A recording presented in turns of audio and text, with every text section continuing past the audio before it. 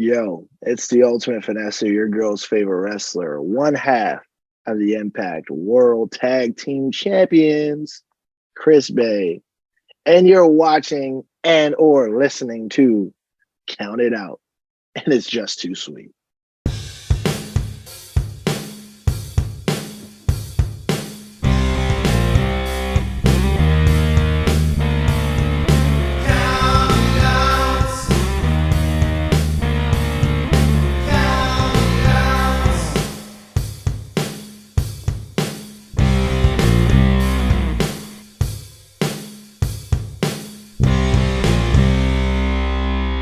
You are listening to Counted Out with Mike and Tyler.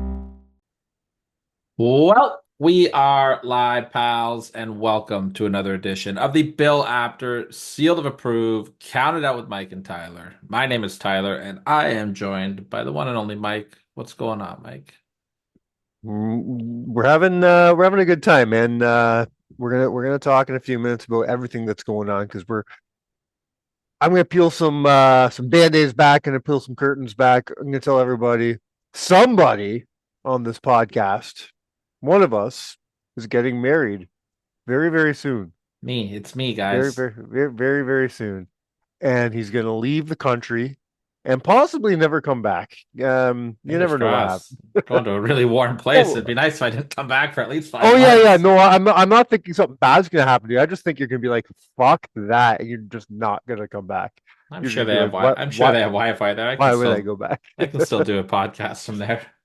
So we're doing a couple shows a few weeks early. We're putting some stuff in the can, making sure you guys are covered so you don't miss a thing while Tyler's gone. So technically, by the time you hear this, we've already recorded a couple weeks early. So if our topic today is not topical, or if there's stuff happening this week as you're listening and we're not talking about it, that's why. Well, I mean, But- we're only recording one episode a week early, so But you know, it's the world of professional wrestling, man. Things yeah. fly.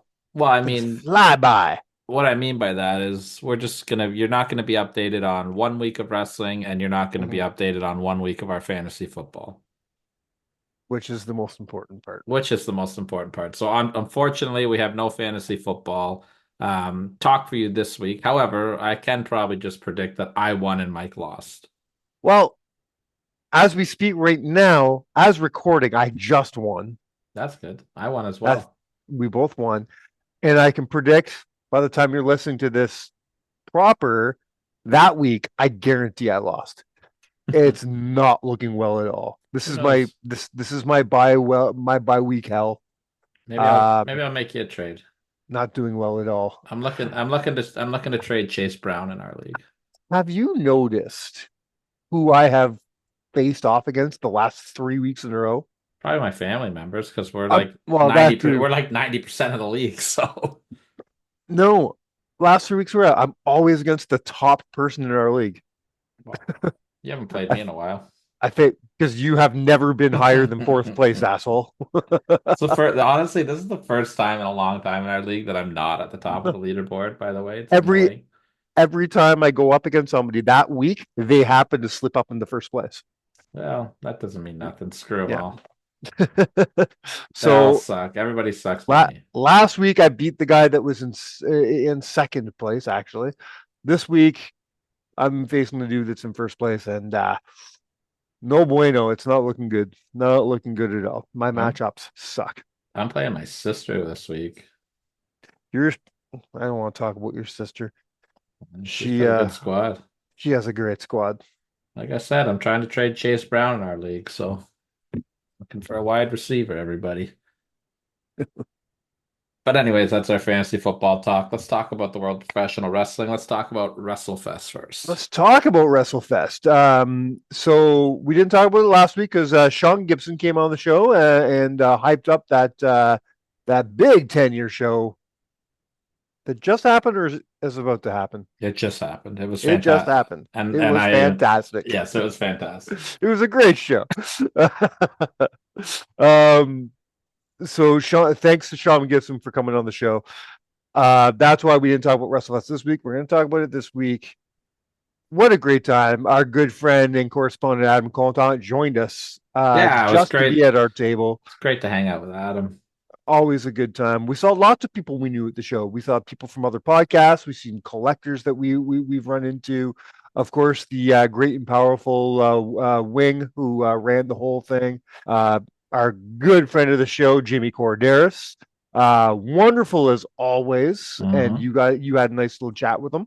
Yeah, and same with Dynasty, which I guess I could put in somewhere. We got an interview with them. We could even put it in 100%. today. Maybe we'll put it in today's show. Who knows? There you go. Dynasty. Speaking of interviews, we have big news for you coming up. Stay tuned. Nah, let's just make that one a surprise.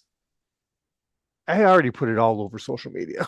Well, then it's not no a longer a surprise. surprise. Well, It's then not a surprise. you know what, Mike? Because you did that, you're going down. All right. You need a 2x4 in your hand. I need a 2x4, and Yeah. I'm going to take you to Pearl River, Mississippi, brother. Yeah. All right. Well, now it's out of the bag. Next week on the show, we have Ahmed Johnson joining us. Maybe next week. I don't know when that's dropping yet. Maybe It'll be next week. we'll see. He pretends he calls the shots. I don't know what's up with him. Listen, I'm the one that edits, so I will call this shot. We're not waiting on this one. You guys got to hear it. It's one of my favorite interviews we've ever done. It's a great interview. I'm Amazing never guy. I'm never gonna release it. I'm gonna bury it Ahmed. with our pilot show, so you can never hear it again, Mike. You guys have no idea how close you came when you got that 2 weeks ago, when you guys listened to that best of Counted Out episode, because unfortunately my daughter got very sick. I had to take her to the hospital. I couldn't do the show. So I kind of put Tyler in a spot. I said, sorry, man, you gotta pull something out. And the first thing he says was, well, I think this is the week I released the pilot. And I shuddered. I almost wet myself out of fear. I don't want anybody to ever see those shows, and thank God he didn't put it out. Yeah, I went back and started listening to it, and it was not very good. So I was like, oh, maybe I should put this out. Tell me at least one or two takeaways you had from WrestleFest before we move on. I just thought the whole event was really cool. I really enjoyed catching up with Jimmy Corderas. He's just such a great guy, and you will be hearing a small portion of my conversation with him in the coming weeks as well. I really you made some good dealings that day. I sold some of my old memorabilia there, a couple of wrestling magazines. So the only reason I bring it up, the cool part was, friend of the show, Brady. Yeah, Brady. You rented him. It was always good to run into Brady, and Brady buys things. Brady sells things, and Brady saw that Tyler had some cards, and he says, "Let me see those cards." Yeah, it's some rare ones. And those cards were a little bit better than even you thought they were, weren't they? I knew that they were pretty rare. I didn't know exactly what they were, but yeah, they were like those little yellow cards, and they're pretty rare ones. I love those cards. They were hard to part with, but I parted with them. You got a wedding to pay. You got a wedding to pay. A wedding to pay for, brother. But no, I just enjoyed the whole concept with it. I think I hope there's another one. I would definitely want us to be a part of it or something similar to it. I think we had a great time. We met some good people. We pushed the podcast, and Adam cut. You know what? You know what I'm going to do? Adam, are you going to put it in? Adam, the quality of the sound isn't the greatest, but no. Adam cuts the greatest promo ever, and we're going to put that in right. We're going to put that in right now. Adam's doing some Steiner math here, so enjoy that, and then we'll come back and talk about some WWF. All right, here we go. You only see it over there to create an equal. But you look at me, and you look at Samoa Joe, and you can see that the game is not true. See, nobody can go one-on-one with another wrestler. You got a 50-50 chance of winning.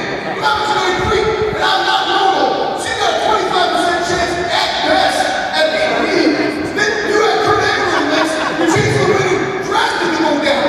See, three-way sacrifice, you got a 33 with 13 chance of winning, but I got a 76 to 13 chance of winning. Because Kurt Angle knows he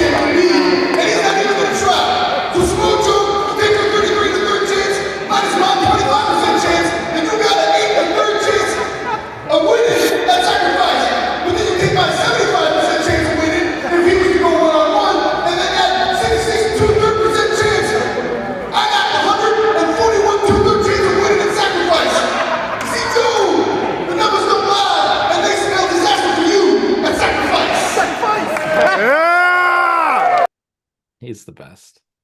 Oh my God. That was just a small dare. I told them they announced they were doing a promo contest. I looked at him like, I beg you, please go do Steiner math. And he just starts laughing. He goes, I don't know if I can remember it. I'm like, just fucking read it. Who cares? He's like, okay. And he just goes up and he cuts the entire Steiner math promo He in did front of all great. of WrestleFest. It was awesome. Yeah, he did great. That was really fun. Um, Big news in the world of wrestling as we're recording this, so there could be more details released about it. But the WWE is partnering up with some wrestling schools. Hmm. Cody Rhodes' American Nightmare Factory, Seth Rollins' school, Booker T's school, and Rikishi's school, all going to be working with the WWE going forward. But more than that, it seems like they're just going to be focusing on the indies in general. They're going to be having a focus. This really looks like it's going to be a key like scouting program So going like I going haven't across the indies. I haven't got to read too much about it today because I've been a little busy. But give me the rundown of what's going on with this thing, then. It just looks like a more focused somebody. I read somebody. This is a very oversimplistic thing to say like to call it, but it's funny and it's almost accurate. It's NXT for NXT. Yeah, It's the way that I where look at it, it's kind of like you know how in baseball you have double A, triple A, and then the major exactly, leagues. exactly. It's their way of keeping an eye on the future of their business. A friend of mine, and I don't agree with this at all, but a friend of mine called it their way of being able to monopolize the business. And and I'm like, well, yeah, th that's what they do. They are a multi-billion-dollar business. They have to keep making money, right?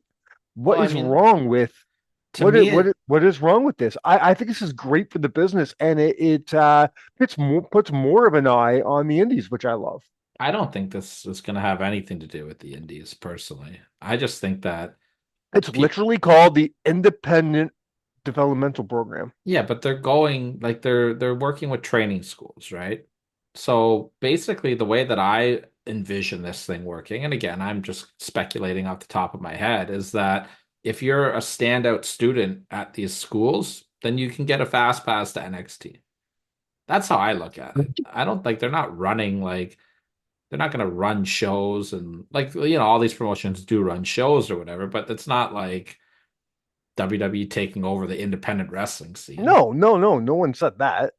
So I No, just think it's if you do good it's at a these scouting schools, yeah, program. you get your eyes and but it's no different than what American Nightmare Factory has already been to AEW for the last few years anyways. It's the same No, shit.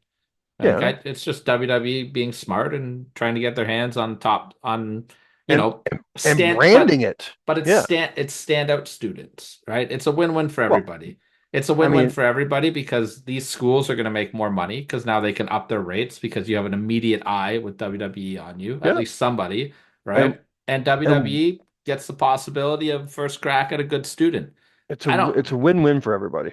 I don't know if this is going to be a good thing or a bad thing for talent, um, for the students, I mean, because I think it's not a bad thing for people to go out there and work and hit the indie shows and work Hmm. on the road and learn your craft. And it's, WWE can be very cookie cutter if you're doing that next level of training at Yeah, NXT. so does this mean all these schools are only going to be teaching like is WWE have their finger in these schools? Like they're going to be telling them, no, no, this is how you're supposed to be teaching them. I don't know. I don't think so. But Yeah, what I do think is that it's going to hurt the standout students from putting time on the road, agreed. Yeah, right? especially if they're being told where they can and cannot work. Well, I'm not sure that that's going to happen, but it could I think that the standout students are going to go right to NXT. I think they're going to get signed to training contracts there and finish possible. their training in NXT. So It's very there's possible. pros and cons. So you're gonna have to wait and see Yeah, how it plays out, right? I mean, yeah, good for them. It's smart for WWE to try to get their hands on, prospects. Like, and obviously, why wouldn't you want to go to NXT if you're a young well, that's it. prospect, right? Unless you're You like a know, and as a business, and people are going to look at this in a negative light, but I'm going to say as a business, you have to keep a thumb on your competition. It's going to kids from going to AEW first. Yeah. The ones that they want, the ones that they want are going to stay close instead of going to AEW. Well, and You know what I mean? And that's a smart move. I think that's one thing that AEW really dropped the ball on when they had a great feeder system with that AEW Dark show of where they could really get a look at a lot of unsigned talent. They didn't use Dark to its potential though. They really didn't. They didn't need Dark for the show. Who gives a shit about that? But I mean, if you take a look at the talent that's worked on that show, Yeah. like you're getting an up close and firsthand look at. I'll just say, like when they came to Toronto the one year, they had probably 15 independent guys working the show and girls. Yeah. You know, and like that hurts, I think, getting rid of that. Now there's no pulse for AEW. No, I agree. Right? And now, I especially agree fully. like with the Nightmare Factory going to WWE, like that's cool, like interesting because QT Marshall is the trainer at the Nightmare Factory, and so is Dustin. So now they're basically AEW contracted talent that are feeding for WWE. Yeah. Very It's interesting. pretty funny. Yeah. Which I don't know how QT feels about it. I'm sure Dustin doesn't give a shit. Yeah, I'm sure QT will voice his opinions about it. He's a very vocal man. Let's talk about TNA Bound for Glory, which happened last week as we record this. Okay, I have yet to watch it yet. So But you know what happens, right? to the majority, yeah. I didn't read every match, but Are you avoiding anything no, so it's fine. so the big news as far as I'm concerned, and we're going to talk about the Chris Bay situation after because that wasn't part of the pay-per-view, but I want to know your opinion on them not putting the title on Joe Hendry and where your head stands about it. I don't know where it stands with it because I haven't watched the match, but I did see the spot. I did see a clip of, JBL coming out and making the save on Ziggler first.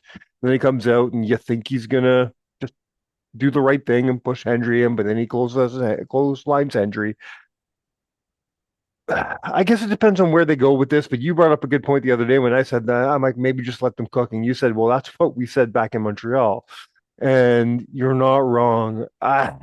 It's hard because, yes, they should have put the fucking title on Hendry. The longer, and you made this point months ago, the longer they wait on Hendry, the more opportunities they miss and the more stale this might become. Well, I think it's done now. And as far as I'm concerned, the ship has sailed on Joe Hendry. And I'm not saying that the ship will sail on Joe Hendry when Joe Hendry retires from professional wrestling. When I say no, I'm trying to finish my sentence. Yeah. When I say that the ship has sailed on Joe Hendry, I think the ship has sailed on Joe Hendry as being a main event world champion. And I'm not saying that they're not going to put the belt on him still, but they missed their opportunity to make him a bigger star. Okay, I'll agree with you there. They missed their opportunity to make him the biggest star he possibly could be. Now, is there still room for him to be the face of that company? Yeah. It doesn't matter now. It's too late. I think they blew it. I think they blew it. Well, And if you take a look at the year of Henry here, this guy's going to lose even more steam, I think. Like he was hot doing those NXT appearances. He was hot with the TNA crowds. Then he loses the NXT World Championship match. Then he loses in Montreal, where the crowd was red hot for him. Now he loses in Detroit. The guy can't win. He can't win the big one. And now what do you do? Like, where do you go with these guys? Let's start with Ziggler. Does Ziggler turn heel now, or does Ziggler play the role of, being mad at JBL, saying, "Oh, I didn't want you to do that," and now it's a feud between Ziggler and JBL. If that's the case, I'm not gonna say I'm not interested. If that's the case, it'll be a fun story. Was it worth losing Joe Hendry over? No. Where's the payoff? You're not getting Ziggler versus you're not getting JBL doing a singles match for the world title. No, you're not. So we got that, and then we have what? What do you do with Ziggler? What do you do with Hendry now? That's what I'm saying. Like, what do you do? Unless he's just leaving, but that's not the way to leave on. I don't know. He's signed. Hendry's signed up for a while. He's not going anywhere. I mean, you can always. Sure. Okay. There's no reason why they can't just we don't know what's going on behind those doors.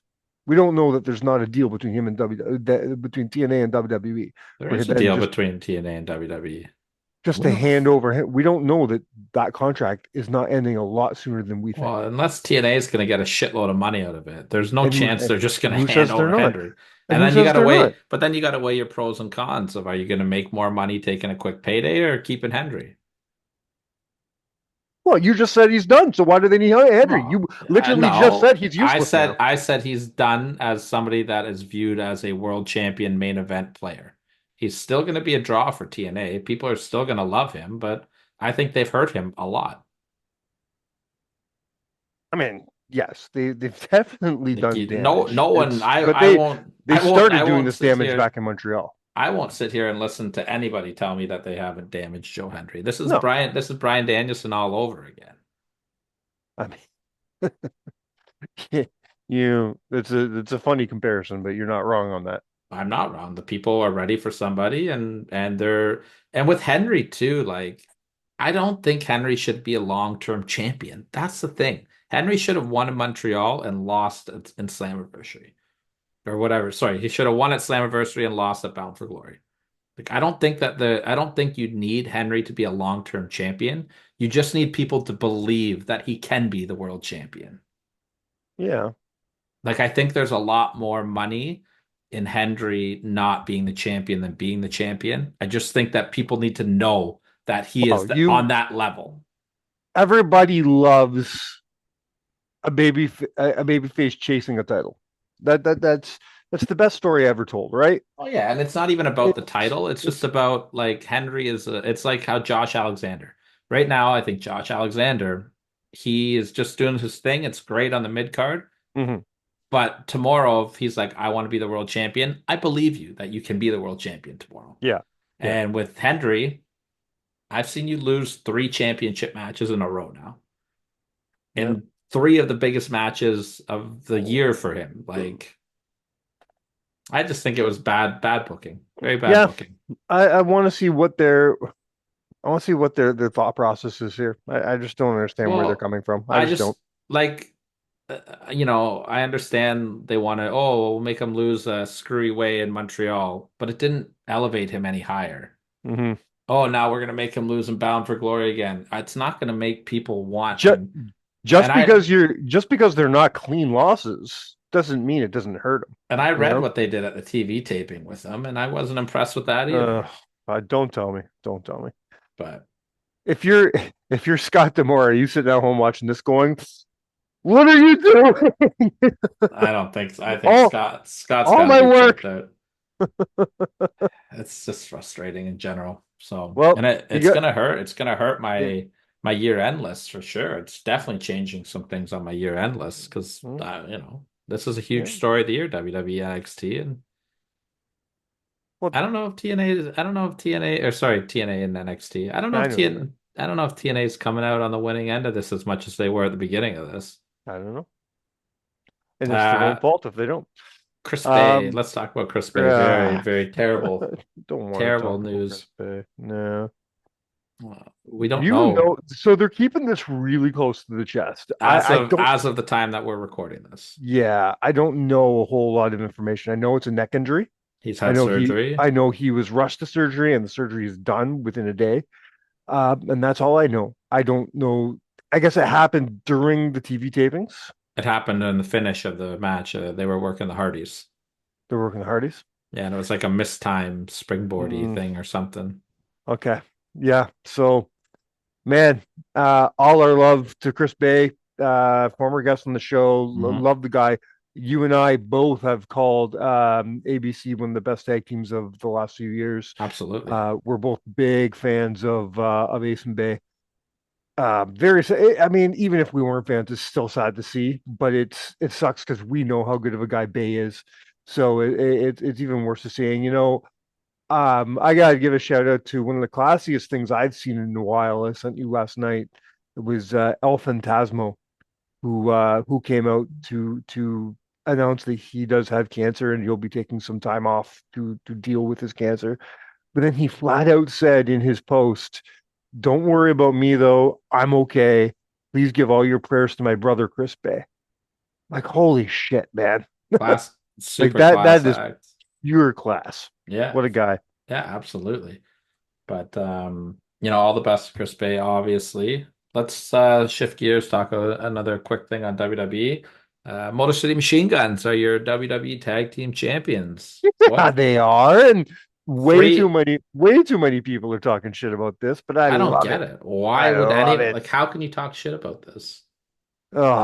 Everyone says it's too early. People for people love to forget things, eh? It's like, oh, well, leave it to WWE, but blah blah blah. What is it?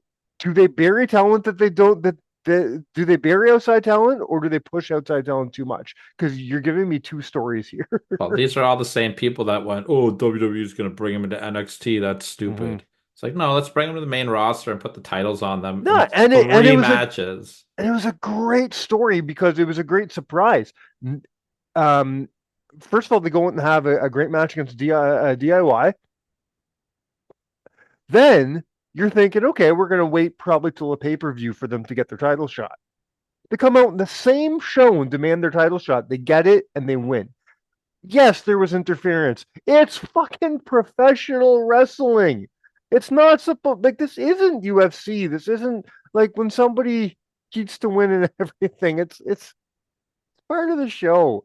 Also, Sit back, enjoy it. let's Fucking not forget the unclench your way anus. let's not forget the way WWE is presenting them as an established veteran tag team that Hmm. is a top tier tag team Yes. that has come in and they've won the title in three matches.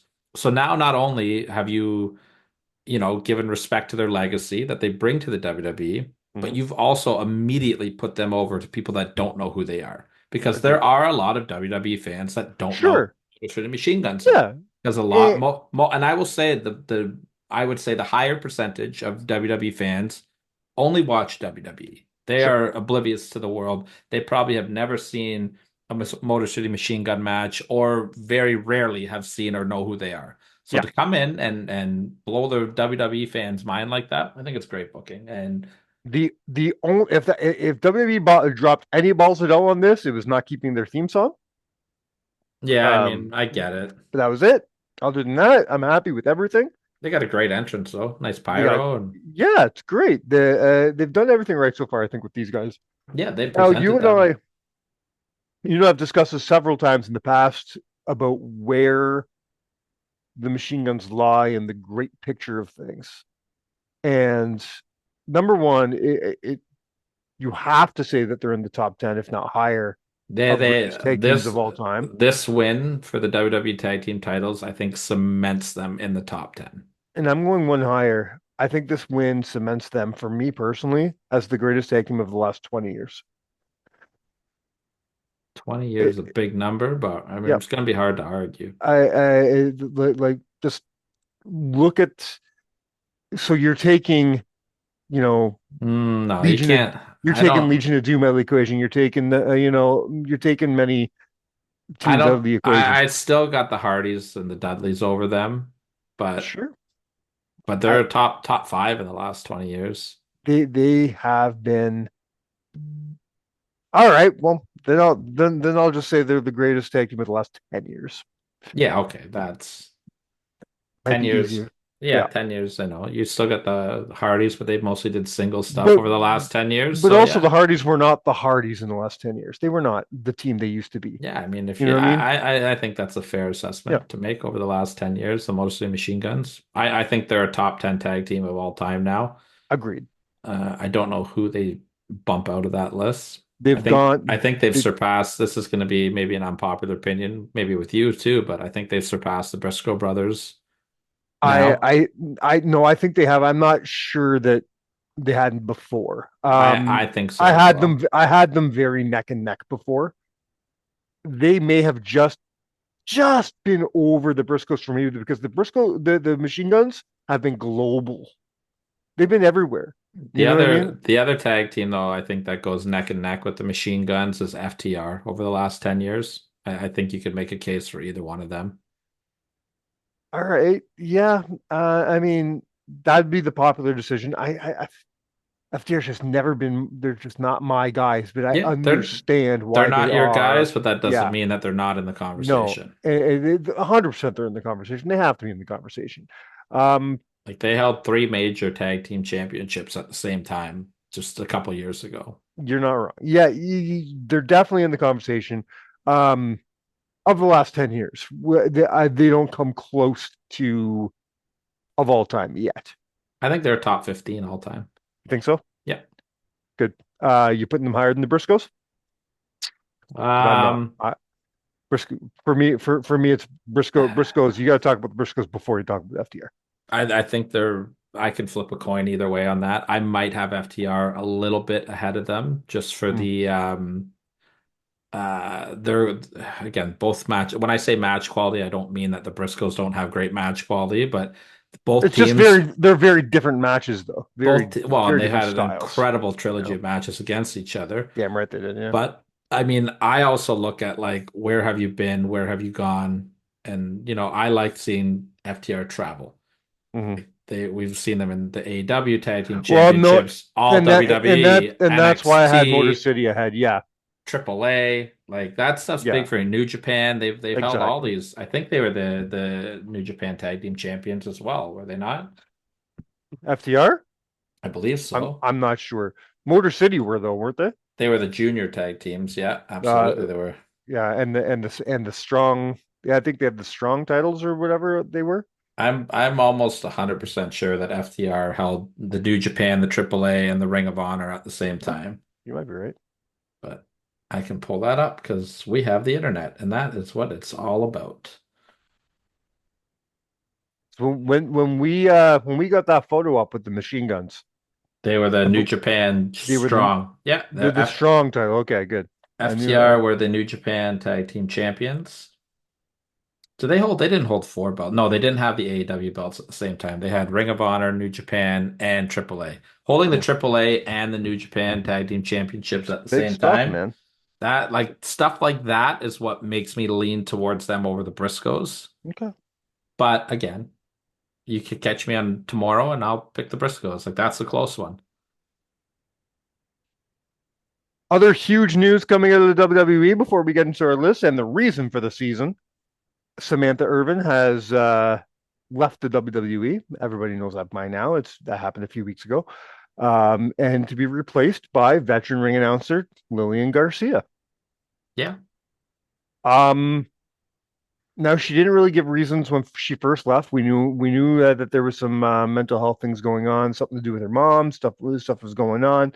But then when people were criticizing her, saying that she was leaving because of her husband and all this crap, she flat out said, I never liked being a ring announcer. I was just doing it because it's what they paid me to do, but it's not what my dream was. I wanted to be a manager or I wanted to be a general manager. It's not what I wanted to do. Mm-hmm. Can you imagine being the best at something that you don't even like? Like, that's insane to me. Can you imagine if it was something she loved? It's Man, crazy. that woman is pure talent. Absolutely. She was an incredible ring announcer, and everyone that is complaining about it, they can go fuck Yeah, themselves. we're gonna miss her, and that's why we're doing today's list. I am counting down the top 7 ring announcers of all time, to see where Samantha falls. I think she had a shot to be the greatest of all time. Does leaving premature in her career hurt her number one spot? Well, we're gonna see when we get to the list. I think that she will never be Howard Finkel. I don't think anyone will ever be Howard Finkel. I think he will always be the greatest of all time. But she was I phenomenal. think I think we said that about Brian Heenan, about Bobby Heenan a few years ago, and then we had to put Paul Heyman in that It's right there over with him in them. the spot. But again, So you could flip a coin on that one as you never well. know. There's always going to be someone to come to challenge the throne. The one thing I will say about this list, and I don't care, I already said this to Tyler, and Tyler agreed with me, thankfully. The rest of you, I don't care how you feel. Michael Buffer is disqualified from my list. Yeah, he's not a wrestling ring announcer. I don't consider every other list I read, Michael Buffer was number 2. I don't consider Michael Buffer to be a professional wrestling announcer. He No. was a special attraction that was used once a week in the main event. That's it. He was something to get attention on the product, and that's great. But he wasn't their ring announcer, you know. So that's that. No Michael Buffer here today. Is there anything else you want to talk about before we dive into the list? No, I'm pretty good. All right, you ready for the heat? Yeah, I feel like I'm not gonna like your list. Oh, I know you're not going to like my list. My number 7, right off the bat, I think you're going to fucking probably just turn off the show because my number 7 is someone who you like quite a bit, and his name is Mr. Justin Roberts. No, I think this was perfect for him. Maybe I'm seven very, is. I'm very surprised. You and I have discussed it before, and you always speak very, very highly of Justin, I which is like. fine. I'm But not as big as his AEW run. It's taken no, away a little bit for me. and I did like his WWE run, but I don't enjoy his AEW run at all. But that's not taken away from that. He is a great announcer. He is. He is in the top 7 of all time. He deserves to be on this list somewhere. He just happens to be in the number 7 spot because I think there's 6 people that are better than him. Oh, that's fair. I agree. I think he's got some legendary calls that he makes. His John Moxley call, which I've ripped off for my Van Landen call. Yeah, 100% I have. I think that his Undertaker call is really good. His John Cena call is really good. It is. The only thing I'm surprised about is that you've got him at the number 7 spot, which means that you've got me ranked over him. So that's really going to be really interesting to see. Oh, buddy. You're no Daryl Strawberry. Daryl. Daryl. My number 6, man, it almost hurts to put him at number 6 because in my brain it's like he really deserves to be in a better spot, but it just couldn't happen that way. But he is a great guy and he's a friend of this show. Mr. David Penzer is my number 6. I'm okay with this one too. Penzer, for those who don't know, famed TNA ring announcer, WCW ring announcer, great voice, just built for announcing. Yeah, I'm totally fine with this thing on it because Pencer always got like back, you know what I mean? Like he was never focal when he did his announcing. Yeah. This is where I think some people are going to have a problem with me, and that's fine.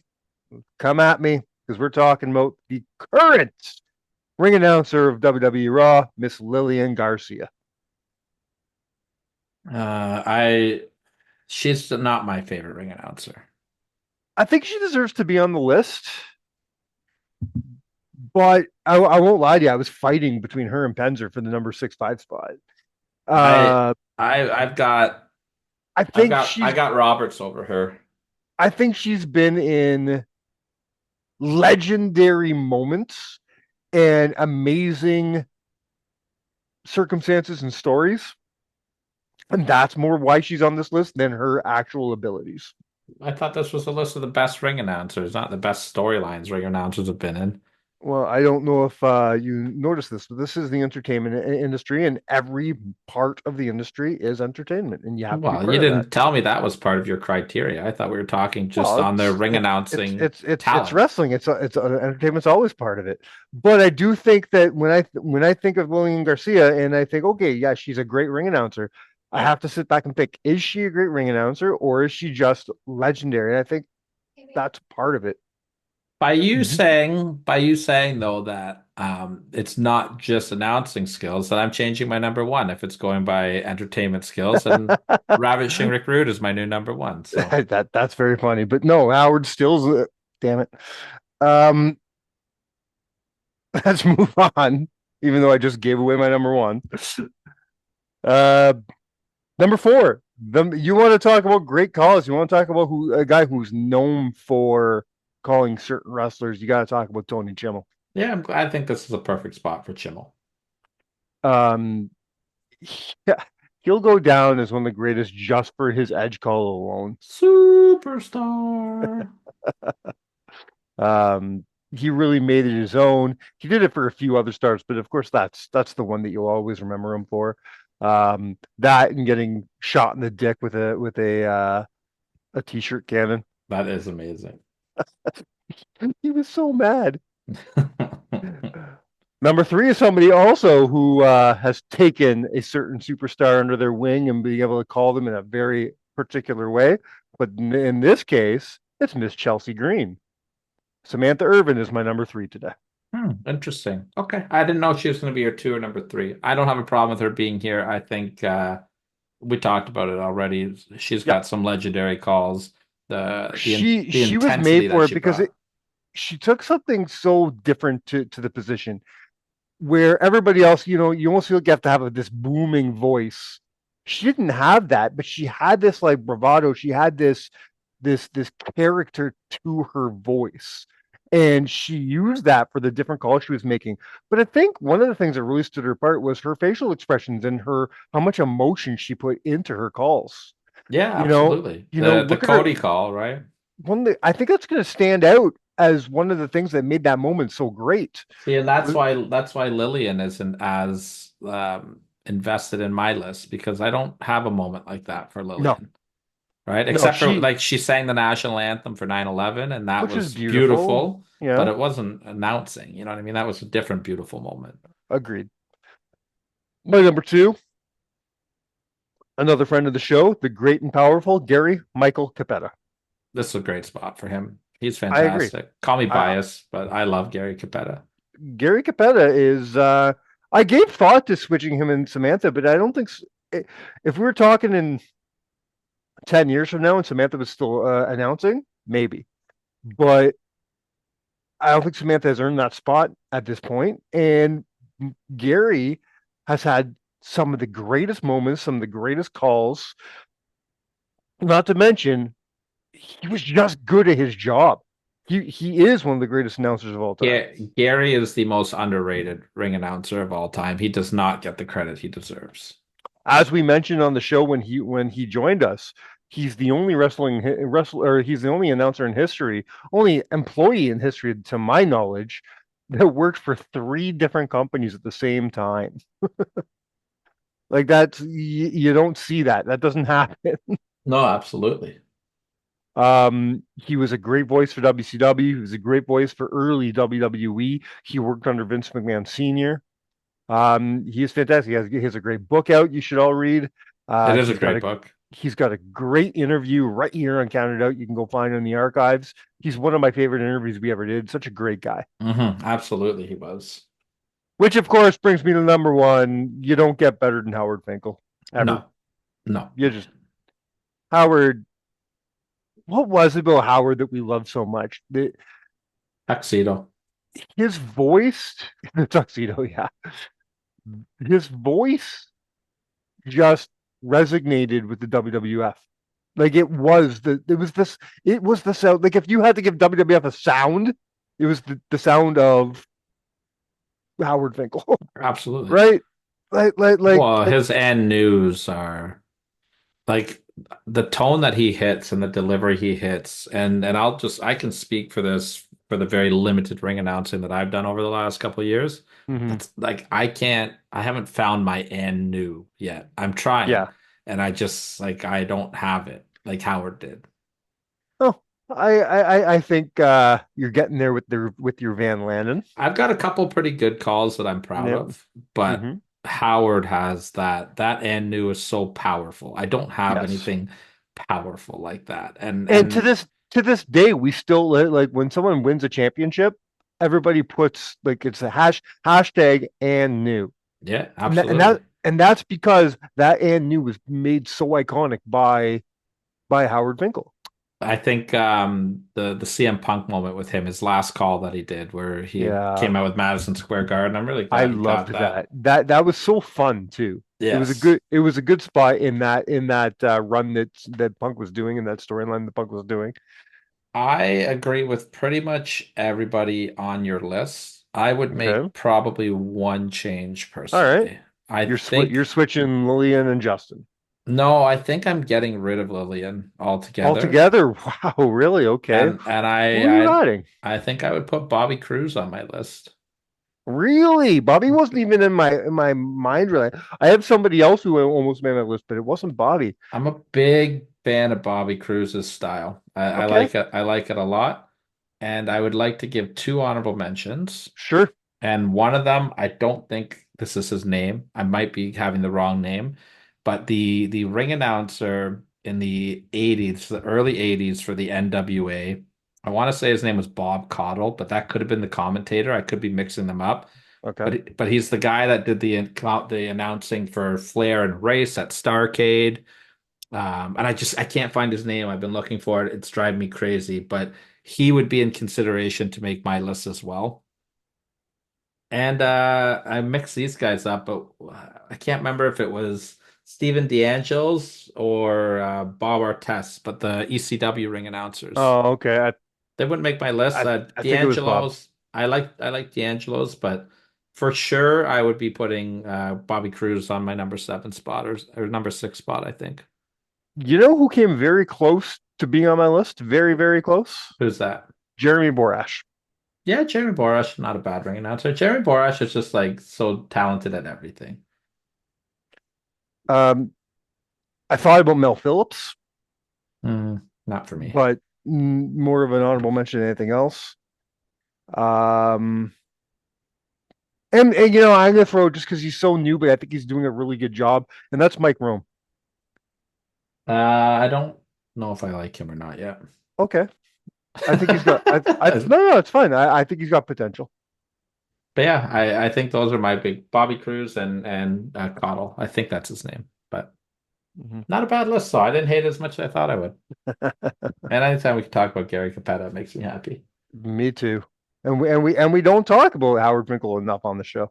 That's true. We never do. And Doc Gallows does the best Howard Finkel impersonation. Oh yeah. Have you ever I heard? want. Do you I ever want to get. listen? No, not really. I want to get Doc and our good buddy Jay together and have a Finkel off. They do this bit on the Talk and Shop podcast where every week Howard Finkel comes down from heaven and announces them because they were like friends with Finkel in real life, so it's their way to Okay. it's like their way to honor him. So Yeah. they play like this heavenly music, and he's like, "Hello, Carl. Hello, Doc." And like before, when they were drinking and not in WWE, they would like Gallus would like be like, "Fuck you, Carl, you piece of shit, you dirty." And it's so funny listening to talk shit that Carl Anderson, the Howard Finkel voice. It's really funny. The other funny thing Gallus does is he calls it his David Penzer impersonation, and he did it for years. Yeah. But really, it was Capetta, and he just didn't know he was doing Capetta. That's very, very funny. But Very yeah, funny. I'm a big fan of The other Gallus. guy I forgot to mention, I want in my honorable mentions. I forgot to write it down because I don't know how to spell his name. Um, remember the dude who got the shit beaten out of him by Andre the Giant? Frank Tarowski or something like that. No, I don't remember that one. He was a ring announcer in the late 80s, early 90s. I know he did the call for like Savage beating Morocco.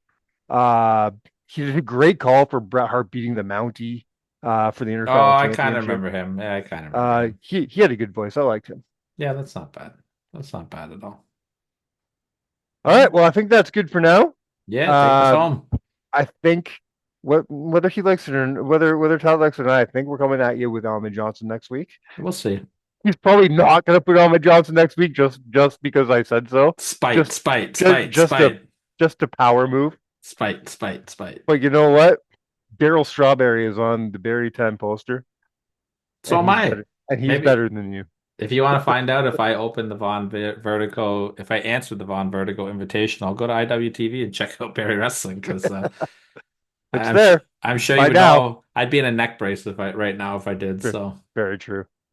all right, take us home. Imagine you taking a Shining Wizard. I can barely die. talk as it is. Yeah, I would die. Especially a Vertigo one.